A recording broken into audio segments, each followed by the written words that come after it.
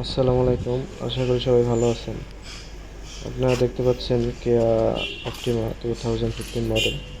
এটার খুবই কমন একটা সমস্যা, স্টারিং সাউন্ড করে ডাইনামো যখন কাটিং করা হয়।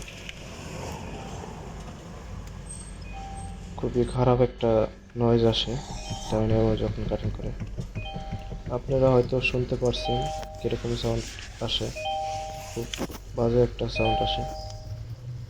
এই সমস্যাটা কেয়া এবং হোন্ডাই দুটো কোম্পানির গাড়িতে এই সমস্যাটা কমন। চলুন দেখা যাক কিভাবে এই সমস্যার সমাধান করা যায়। চলুন শুরু করা যাক।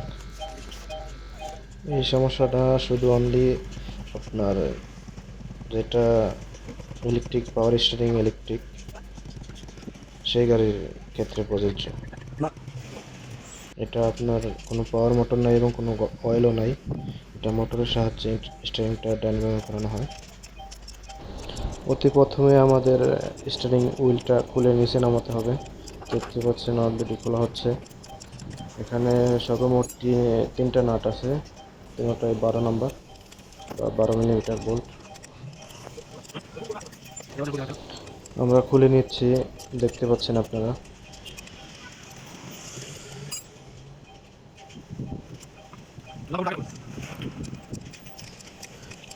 আমার ভিডিও দেখে আপনারা যদি সামান্য কিছু শিখতে পারেন অবশ্যই চ্যানেলটা সাবস্ক্রাইব করে রাখবেন, এবং ফেসবুক থেকে দেখে থাকলে অবশ্যই চ্যানেলটা ফলো দিয়ে রাখবেন।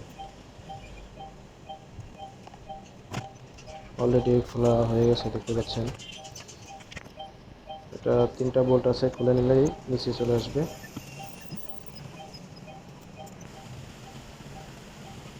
দেখতে থাকুন। ভিডিওটা যাতে লম্বা না হয় এই জন্য আমি ভিডিওর স্পিডটা বাড়িয়ে দিয়েছি, যাতে লং টাইম না হয় ভিডিওটা।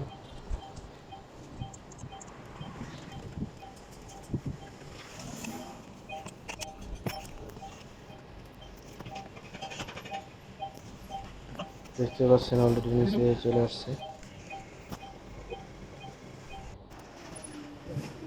তারপরে অবশ্যই ফিউজ বক্সটা খুলে নিতে হবে আমাদের।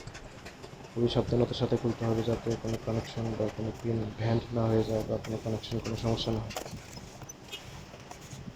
খুলে নিয়েছি, দেখতে পাচ্ছেন অলরেডি।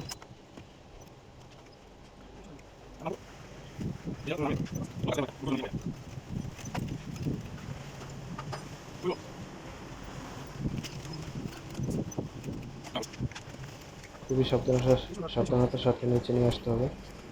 দেখতে পাচ্ছেন মোটরটা নিচে চলে আসছে। এখন এই মোটরটা আমাদের খুলে নিতে হবে। এখানে 30 মিলিমিটার বা 30 নম্বর এলএনকি আছে, তিনটা বোল্ট। খুবই সাবধানতার সাথে খুলতে হবে।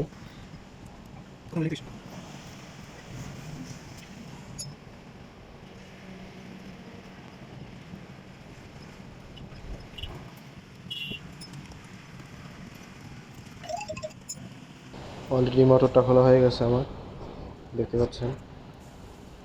এই বাইরে বের করে নিয়ে আসবে। দেখতে পাচ্ছেন এই বুস্টটা খারাপের জন্য সাউন্ডটা আসে। এই বুস্টটা আপনারা চেঞ্জ করে দেবেন, ইনশাআল্লাহ সাউন্ডের সমস্যার সমাধান হয়ে যাবে। আবার দেখা হবে অন্য কোনো ভিডিওতে। ভালো থাকবেন।